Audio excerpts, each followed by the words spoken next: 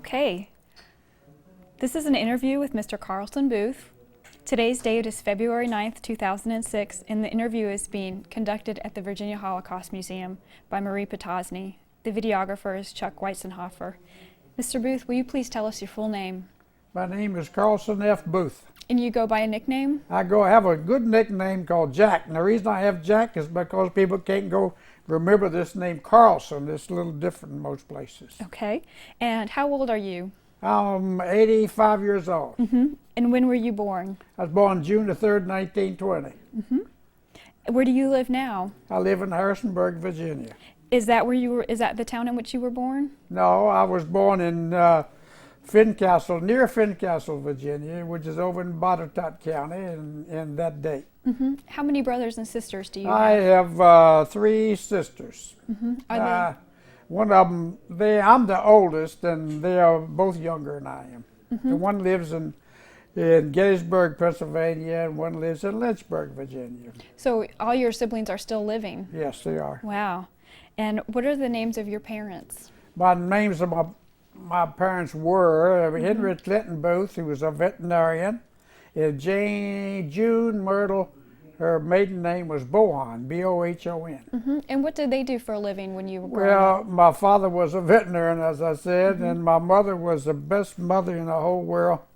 Was a good old housewife, and she took care of me and babied me and waited on me something terrible, and never got along too well with my wife. Did you practice any religion while you were growing up?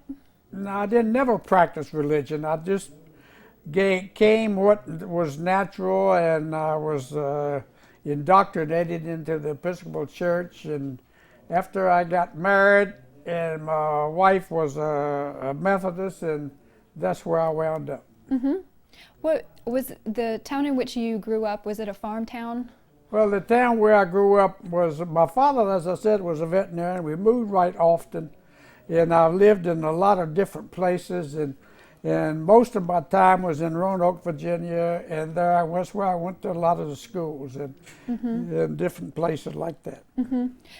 Well, since your father was a veterinarian, it sounds like he had steady work through the Depression. Yes. Did you experience, how did you experience the Depression as a young person?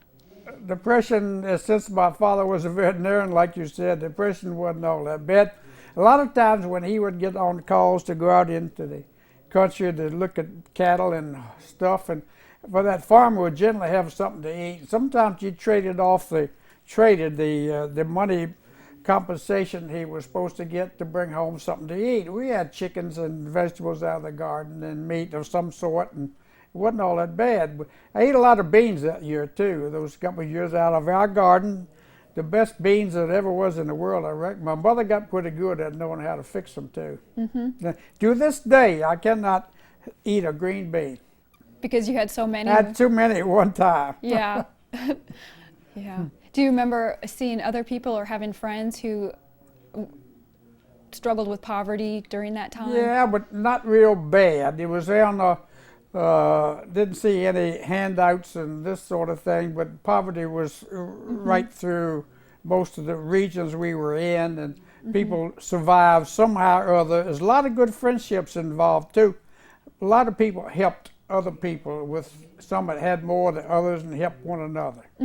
I bet your father was like that. Yeah, he was, very much so. Yeah. How old were you during the bombing of Pearl Harbor? Well, I don't know when Pearl Harbor was anymore, but I'm not supposed to remember anything about Pearl Harbor. That had something to do with the Navy and the Army boys like I was in. We never talked to too many Navy people. But I remember Pearl Harbor. I remember going back to school. I was in school at the time, and remember going back to school, and I wonder, what in the world does this mean? Where am I going to be 10 years from now? What's going to happen? And I finally found out. You were in college at the time? Yeah. Okay, what college was that? I went to University of Virginia. And what were you studying? I was studying, well, I didn't know what I was studying. I just went, most everyone took the same thing the first year, so that's the way it was with me. I took a foreign language like French, which came in handy. I found out later on, didn't know why I was taking French, but that was one of the reasons, because I wound up in France. And took some geography and lots of English and lots of math. And which was all right. So you must have been in your first year and the Pearl Harbor happened. Do you remember that day? I remember December the 7th, I think it was, on that day, so I remember very well. That had something to do with my life. Say more about that. It has something to do with your life. Well, I remember December the 7th, and what after Pearl Harbor, my whole life changed for the next 4 or 5 years, and went to a lot of places I'd never been before, and I wound up enlisted in the Army, and I went from there to some basic training, and then I went from there. I got assigned to a medical unit, and then to a hospital unit, and then I went from there to North Africa, and then went into Italy, and then into southern France, and all through Germany. Tell me about the day of Pearl Harbor. What were you doing? Do you remember what you were doing that day? Not exactly, no. I don't remember too much about Pearl Harbor. I just know it had an effect on my life, and the date was stuck in my mind. And I said a while ago I didn't know what date it was, but that was a fun thing. But but it had an effect on my life, and still does. So you remember that being the one thing that made you want to enlist? Well, I know that most of the time I was going to be drafted sooner or later. So I said, well, if I had a chance to maybe pick out where I wanted to be and what I wanted to do, and the recruiters had the big publicity out about you enlist now and you get to pick where you want to go. I said, well, that's what I want to do. So I went down, came to Richmond to enlist, and then went in and told them I wanted to be in the ordnance department, because I don't know why that was. Just sounded good. Maybe I'd drive a tank or something. But it didn't wind up that way. How did it wind up? It wound up that I was enlisted here, and whoever was, thank goodness whoever it was, it put me in the medical corps. And I don't know why. I don't have any unless realized my father was a veterinarian, and maybe some doctor had something to do with it. But anyway, it was a good thing that happened to me at that time. And I wound up in the medical corps, and I thought it was great, the way it wound up anyway. What was your training like? How many weeks of training did you go through? I had 13 weeks of basic training in the medical corps in Camp Joseph T. Robinson next to Little Rock, Arkansas. Yeah, 13 weeks of it in the middle of the summers in April, May, and June, hot and sweaty. We'd take 18-mile hikes, and you come home and come back to the camp, and you have to take off your clothes because they're all wet, and this is wringing wet, and you never gained any weight, thank goodness. Yeah, we could figure out that now, but anyhow, that was a good thing, a good training. You had good doctors as instructors in class. So we had to go to class during the daytime, and at night we went to Little Rock, Arkansas. That was a good army town, and they enjoyed that very much. Was the medical corps a good fit for you? The way it wound out was a perfect fit. He couldn't have done any better. I think the good Lord had something to do with putting me where he thought I could do the best, and it worked out just fine. What were your duties? Being in the medical corps? Well, I first started out, and I went back to the hospital unit, and the captain back there thought I was pretty good, and so he sent me off to X-ray school. I spent about 12 weeks in an X-ray school in Springfield, Missouri, and it was an Army school, and I come out as an X-ray technician. And that was all right, but I found out that was more of a detail thing, and I wasn't all that great for me, and I didn't particularly care for detaily stuff, so I finally wound up doing something else. What was that? Well, back a little bit earlier than that, a little before, by the time I got into the first unit in this hospital unit, the commanding officer got us, all the enlisted men, out on a parade ground and gave us an opportunity, a chance to become non-com officers, because it's a brand new unit and they didn't have any non-commissioned officers. So he got us all out on the parade ground, gave each one of us an opportunity to do close order drill. And since I've had some training before in the Boy Scouts and stuff, I knew a little bit about that. In fact, my platoon sergeant back in basic training took a liking to me and thought maybe, and he took an interest and said that maybe I should know a little more about close order drill. So he groomed me and got me out in front of the group and let me close order drill the troops. So when I got this opportunity with this commanding officer in this new hospital unit, so I made the best of the opportunity. So the next day I was awarded went from a private up to a buck sergeant.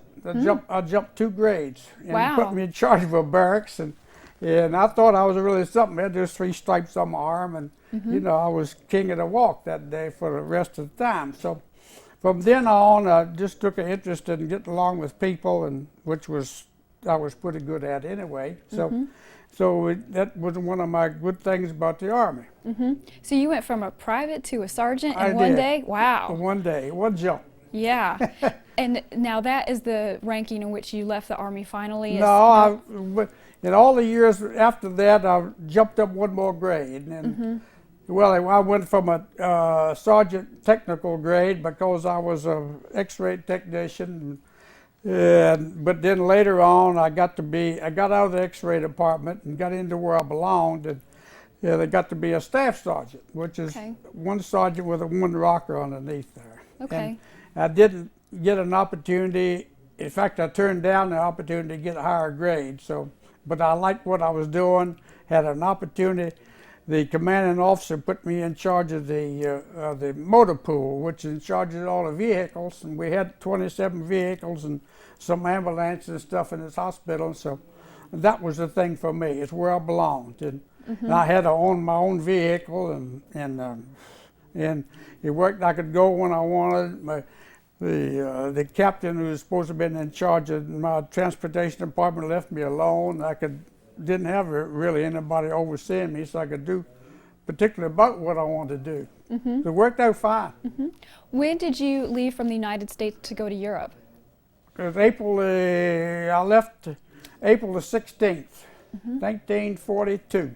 And where did you go in Europe first? Well, the first Europe it took about 3 weeks to get overseas in a little Liberty ship, in a convoy of Liberty ships, and we zigzagged across, and one night we got scared to death. I thought the Germans was out there pretty close, which is all right. It turned all the lights on and there wasn't anybody around, so we cut the lights off and kept on going. But landed in Oran, North Africa.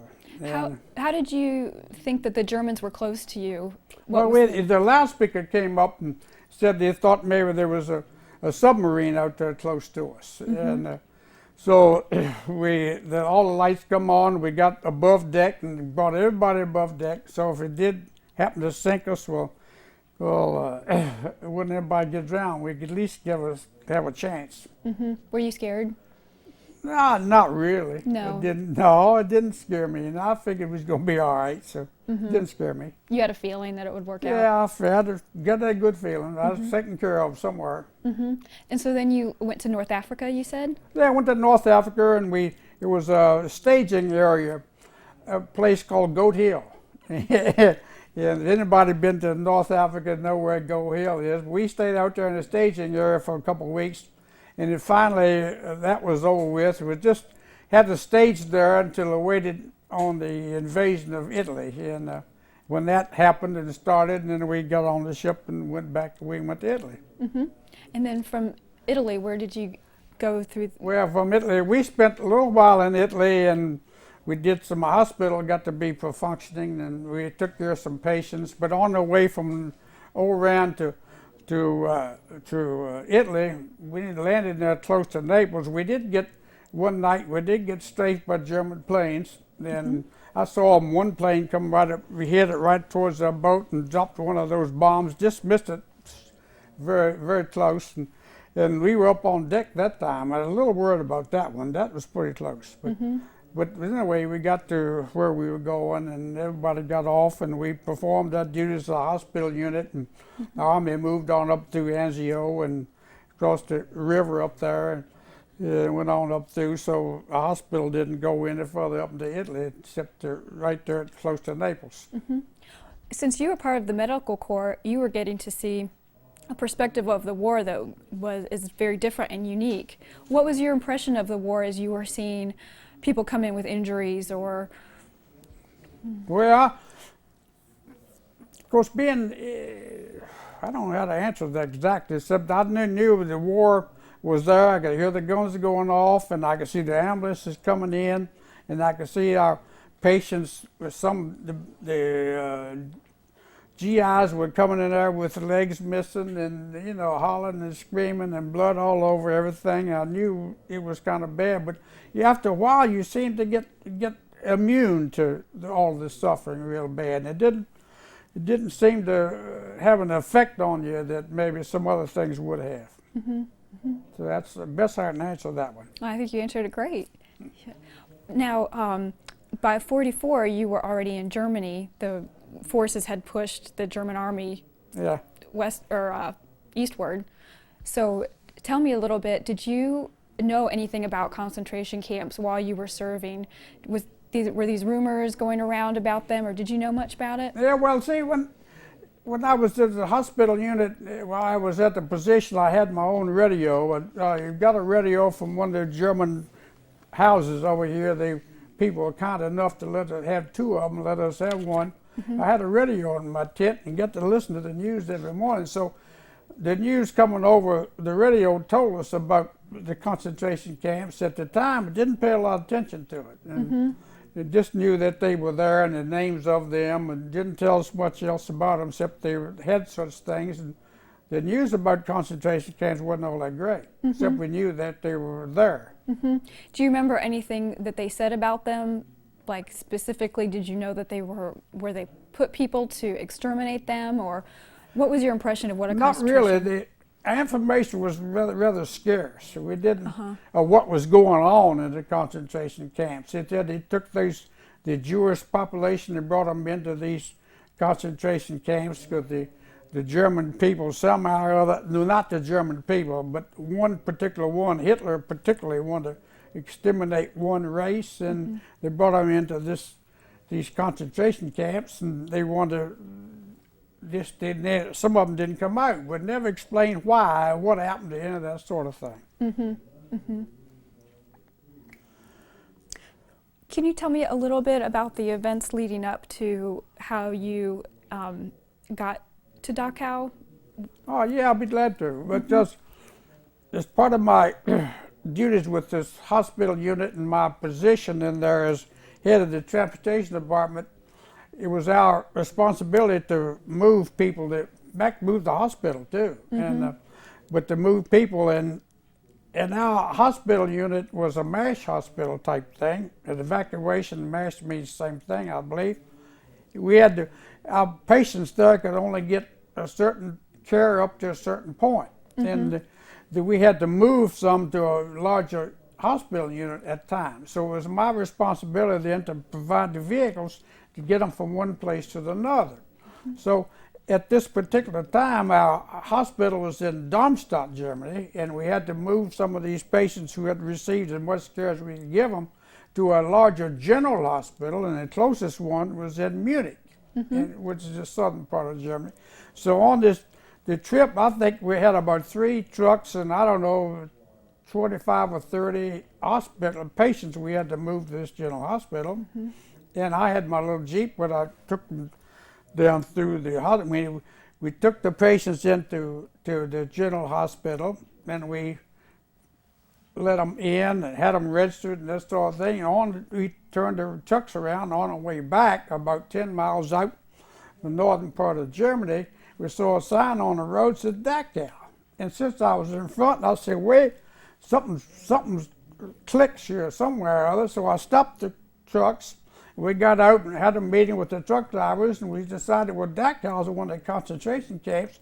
So we just turned the trucks around and went up this little side road into the village of Dachau. And there is a village there, a little small village. And right outside of this village was this concentration camp. And that's when I drove my trucks up in front of it and parked and went in and talked to the commanding officer. What made you want to see Dachau? Well, I don't know why I wanted to see it, but it just seemed like that something was pushed me. I should know what was in there and what was happening, because I'd heard a lot about concentration camp, not what was happening, but I wanted to go in and see what was happening. And the truck drivers behind me, they wanted to go too, evidently. So that's why I wanted to go in, I guess. So. And so the commanding officer, he was a major? The commanding officer was a major. His name was Brown. And he was a nice guy, but he had been told evidently that wasn't anybody supposed to go in there. And so, but thank goodness we'd parked our trucks out front where he could, from his office upstairs, he could look down and see all the red crosses painted on our trucks. So we knew we were from a hospital, and in my conversation with him in a roundabout way, I said, well, maybe there's a place where our hospital can help some of these people that you got out here inside of here. And it could be one of these days we may be of service to you, but we need to know what's in there and why. So, and what they're doing in there, and can we be in service. Now, I'll give you the name of our commanding officer. You're going to have to talk to him because I can't do it. But if you let me go through there, I can go back and talk to my commanding officer and we'll see what we can work out. And that's the way, and he wrote me out a permission slip, which I am going to donate to you. It has the date on it and his name on it and my name on it with permission to go in. Well, can you show us that right now? Yeah, I'd like to I'd be see glad that. to. Yeah, that's right here it is. And thank goodness. Let's see. Here it is. Right here. Wow. Right there it is. One little slip of paper. Do you mind if I take it out of the binder? Yeah, go ahead. All right. How about I do this? Yeah, you do it. Yeah, Okay. You got those nimble fingers. Okay. A whole lot younger too. Okay, there you go. Okay. Maybe I'll do this too. Yeah, pull it out of there too. Okay. It's slippery. You have to get the whole page out. Okay. There it is. You want to see this? That's what you want? All right. Here it is. Here's this slip of paper, and it says on right here, my name is Sergeant Booth, to visit the crematory and prison on official business. And right there is his name, C.W. Brown, Major. Right there. And that proves that I was there. So he let you into the camp, and tell me, what did you see? Oh boy. Do I have enough time? Yeah. What we walked through there, the first thing we saw was these people, inmates. They were in these wire cages. There was a fence really, with a barbed wire on top, and they had on their striped uniform still, had a black stripe down, I think it was black, but they were there. A lot of people were in there. I don't know how many. But their faces were all drawn, their eyes were protruding somewhat. Some of them didn't have the clothes on entirely. You could see the ribs. They'd been in there a while. They were hungry. And they would stick their hand out through the wire in the gate, in the fence, and with their palms up, wanting us to give them something to eat because they were starving to death. But we didn't have anything for them to eat. So we just had to pass through that and sort of shut about with no smiles on those people. They looked at you, looked a hole right through you. And you felt sorry for them, but wasn't anything you could do about it. We had to keep on going. Then went on down a little bit further, and we got to the end of this one fence. Was a railroad car there. There's a railroad track, and there was a car, and more than one car, a lot of them. But this one particular car had the door open. The bodies had fallen out onto the ground. And our guide told us there was some more up the tracks up there. I didn't know how many. All of them were full of bodies. And they were dead? They were dead. They were falling on the ground. They had been there for a while, it seemed like to me, but they were shipped there from someplace to be used in the crematory. But we didn't hang around there too long. The stench was something terrible. So went on down to another place. There was a big long building there, and outside of this building was bodies piled up too. Looked inside in there, and there were furnaces inside of each, more than one inside these buildings, where they had been burnt. The bodies had been burnt, crematoried, died, whatever. And some of those furnaces, ovens, had not been cleaned out. And some of the bodies, partly burned, were still there. And some of the ashes and some of the others were still there. So we know that it happened too. And I saw all that, and it had a right profound effect on me, and it still does, in seeing all those inhuman things. And on down the road, a little path, a little bit further, was another building where they had a room was certain dimensions. I forget what it was now. It was solid. Wasn't any windows or nothing to it. And the guard told us that the inmates, the prisoners, were told it's time to take a shower. So in order for that to happen, well, they had to take all their clothes off and go into the shower and take a bath. So they'd take a shower. So they did. So when they got in there and got the room full, he said the room held about 50 people, he said. And they closed the door and locked it. And while they got in there, they turned all this poisonous gas on, and they killed them. And you could hear them, the guard said you could hear them screaming and everything from the outside, clawing, trying to get out until they all did. And that's when they opened the door. And all those, I guess, came out, and they got another group. So that's the way they killed all those people. Mm-hmm. And after that, it wasn't too long after it was time to leave. Mm-hmm. So we go back out and get in our trucks and head on back up to Darmstadt. But those impressions, it sounds like they stuck with you for a long time. Oh, well, it's been now, I just told you how old I was, and that was 1940-something, and that's been almost 60 years ago. Mm-hmm. In fact, it's just about, mm-hmm. And probably while I have a drink of water. I get excited talking about this stuff. It's emotional stuff to talk about. Yeah. Yeah. So Yeah. you were there for a couple of hours or a day? Just one day. We took that tour one day through there, walked through there. That was long enough. Didn't want to spend a night. Mm-hmm. Didn't want to spend any more time. That was enough. Mm-hmm. So you were ready to go. Ready to leave, Yeah. because 60 years later I remember it. And right now, just like walking through there. Mm-hmm. It's very vivid. Did you go through the town of Dachau at all? No. No. Well, we might have gone through it, but I don't remember. It wasn't too big, just a small town. Mm-hmm. I believe our vehicle did go through there on the way back. Mm-hmm. So was Dachau, the camp, staffed with Americans at that time, helping to help coordinate the prisoners, or? Now, the only American I saw was this major. He was in charge. He's the only one I saw. And the guide, that took us through there, I don't know. He didn't have an army uniform on, so I don't know who he was. But the only American I saw was this major. And then the guide was German? I'm not too sure what his nationality was. Okay. Do you think he was American? I don't know. I don't believe. Okay. I don't know who. He didn't have an army uniform on, so I don't know. Mm-hmm. So is he the one that informed you that this is what the ovens were used for?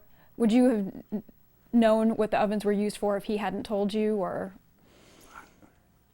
Well, I don't know. The guy did tell us what they were used for, but now if he hadn't told us, I'd have probably figured it out, because you looked in there, you could see some of them, they hadn't completely consumed, so it wasn't too hard to figure it out. So they were still in there. Some of them, part of them. Part of the bodies were still there. What is it like to talk about this today, right now, for you? Is this? Yeah. It's not too hard, really, Marie, because I've been wanting to do this for a long time. And I had these pictures here, wherever they are, and I want to donate them to you, because I don't know how many more years I got. When I pass on to wherever I'm going, well, I don't know what's going to happen to these pictures, and I think they might be right valuable to somebody from now on to the future, and that's why I'm doing all this. Well, it's not really hard to talk about it. I get emotional sometimes, as you can tell, but as I remember back what I saw and what happened. But will you show us some of your pictures? Oh yeah, all right. Let's see these. Well, I had these original pictures I had here, and I had some of them enlarged. Here's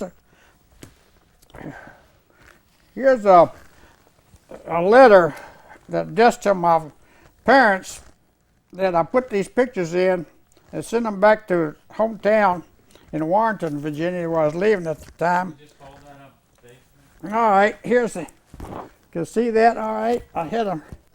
And down below here are some of the pictures that the major gave me as I was there, and I had them enlarged. I'll show them to you in just a little bit. And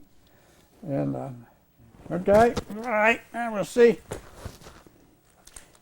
Now here's one of this big building I was talking about here with all the bodies out in front of them.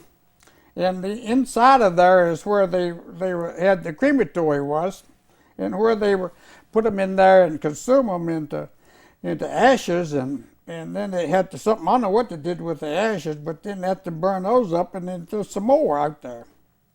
And this just one building. I got another picture here. Now here's what these pile of bodies look like when they get up real close and see what they were, and those are. Now I actually saw all this myself and noticed it was positive. It wasn't any place else but at Dachau. What do you think? All right, okay. Let's see. What else? Here's some more. On down the line. Now there's some more of these bodies out in front of there to be cremated, and I don't know how many there were.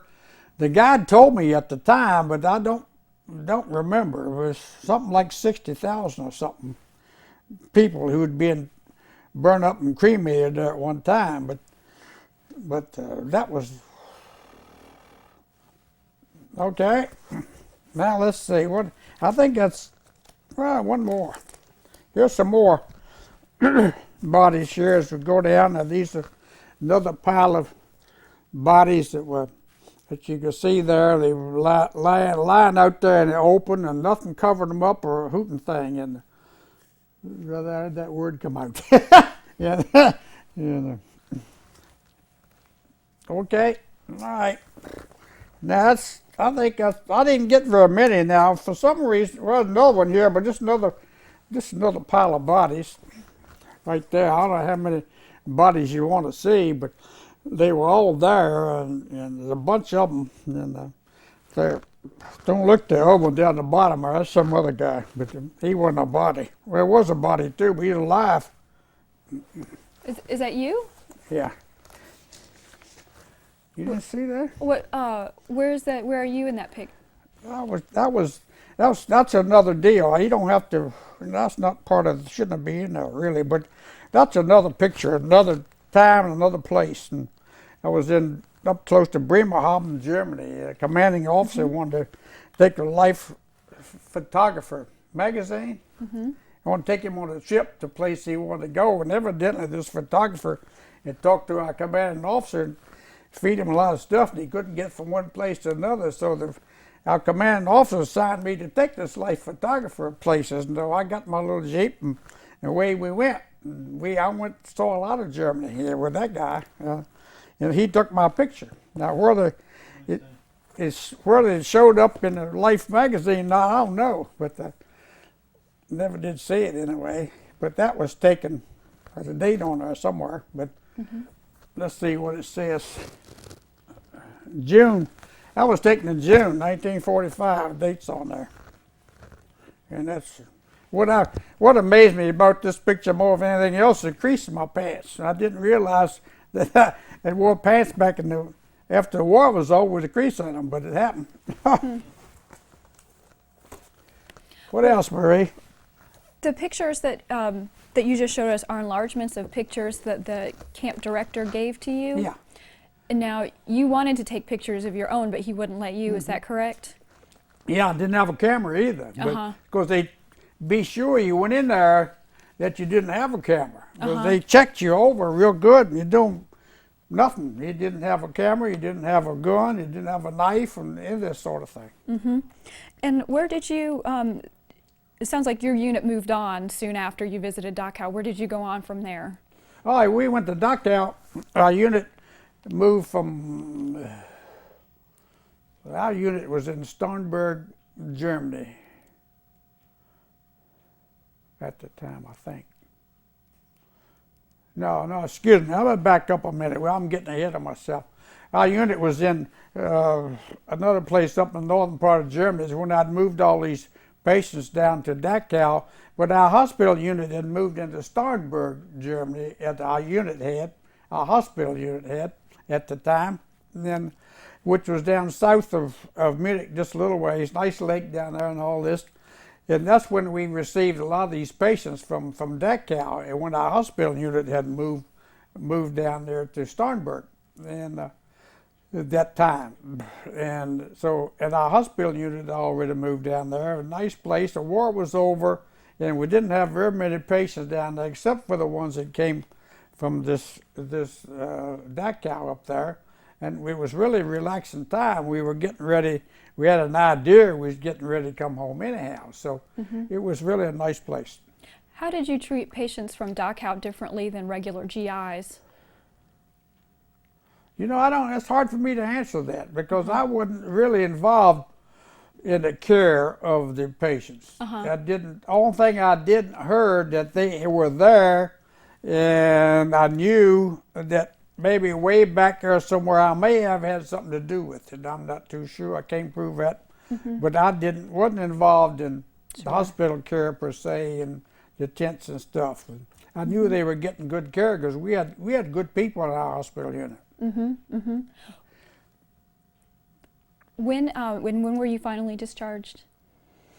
Let's see. I came home and came into Fort Meade, Maryland. That's where I got my discharge. And from there, I couldn't keep all my clothes. I'd like to. Some of them I like to keep. I did keep my Eisenhower jacket because I wore that with everything on it and all that mess. But they didn't provide me with a ride home. Then it wasn't too far from Fort Meade, Maryland, back to Warrenton, where my mother and father were at the time. So what did I do? I went down, got out on the road and hitchhiked. I hadn't done that for years. What year was this? 1945. Now December the 20th, 1945 is when I was discharged. And I hitchhiked home. I didn't have any trouble getting a ride either. You stand on that highway and with the Army uniform on, hold up your hand. Most people stop. I bet. Yeah. Did you make it home in time for Christmas? Yeah, sure did. Yeah. Sure did. What was that like? Well, it was different. I know one thing. I remember vividly. It was Christmas time. There was a Christmas tree over in the corner, and I was lying down on the floor. And there, my mother was up the steps, and on this fun she threw something down the steps at me, and it landed there close to me. It made a big noise, and this scared the living putty out of me. I'll tell you, I didn't know I was that way, and I told her about it. I said, "Don't do that anymore. I know somebody's after me somewhere or something." But my nerves evidently hadn't calmed down enough yet. Something was carrying over from someplace. Because back during those years, I'd been shot at a couple times when traveling up and down the road at night with the convoys and stuff, and they shot from the windows going by. And I remember what it was like, and what it was like to be afraid and being shot at and stuff. And another thing, that when that airplane came over there, we were going over from Oran to Naples, Italy, and that plane dropped that torpedo bomb, and it didn't miss our boat very far. I thought about that a lot too. I still do, 60 years later. I remember. Didn't miss our boat much. I saw it happen because I was laid up on top deck. So. Did you go back to school afterwards? Yeah, I did. I went back to school and studied real hard and got my degree. So. You studied what? Studied hard. Hard, okay. I had to because, you go. It's almost a 4-year lapse from the first year to the second year, and sometimes your mind don't work the same way. So you really have to retrain your mind again too to start thinking what that word that you're reading down there is supposed to stick, because the professor's going to ask you what it says on the test in a couple of weekends. See, so I did, and I got my degree in. Well, it didn't take me 4 years totally to get it all, but because I went to school during the summers too. I just went back to school and stayed in there until I got out. And what job did you have? What career path did you follow? Well, I took my major was in economics, and I got a degree in economics at the time from the University of Virginia, and that's really a business administration degree. And so, and I didn't know what in the world I was going to do with it. Didn't have any idea at all. But I knew I had a college degree. I knew I had to have one. I knew it was going to be helpful. So that's what I wound up doing. And so it just so happened, the good Lord helped me again, I guess, and put me in the right place. And I got into the feed manufacturing business because I guess of my background, being countrified and a redneck and stuff. And, I'm laughing too. And but I got in the feed manufacturing business and finally had started one business and merged that with another business and finally sold that business to a bigger business and went to work for them and the manager of their feed division and worked my way up through that company until we had some hardware stores and a wholesale plumbing supply house and 2 or 3 feed mills and I retired. I was chairman of the board. And so I'm still retired and still enjoying what's going on. Yeah. I'm not sure if I asked you, if you said the number of your unit, was it the 27th? 27th Evacuation Hospital. Okay. And they were formed, as I said, by the University of Illinois, I think I said it, University of Illinois Medical Hospital. And I didn't tell you, I guess I told the other gentleman, but that's where we had a lot of people in there who were knowledgeable and good doctors. The commanding officer was the head surgeon at the University of Illinois Medical Unit. And when he formed this unit, he brought a lot of his nurses and hospital people and everybody along with him. It worked out just fine. And we had a good unit. They were dedicated and did a good job. We did a lot of work. I have a copy of all the patients we served and all of what we did at different countries all over the world, and it's real impressive. Have you ever shared your wartime experiences with anyone before? No. No, this is the first time? Yeah. Do you have anything else that you want to talk about? No, I think I've about covered everything I can think of. Yeah. Well, I want to thank you on behalf of the museum for coming here to talk with us and for donating the materials that you're giving to us. This will be a wonderful asset to our museum. I hope so, thank you. And that's why I really wanted to do it, to get it the right place where somebody down the line many years from now will look at it and say, well, and you can't have somebody come along and say it didn't happen. So I want people to know it did happen because I was there. Saw it happen. Yeah. And probably isn't too many of us left. That's true. Yeah. Well, thank you. Right, welcome.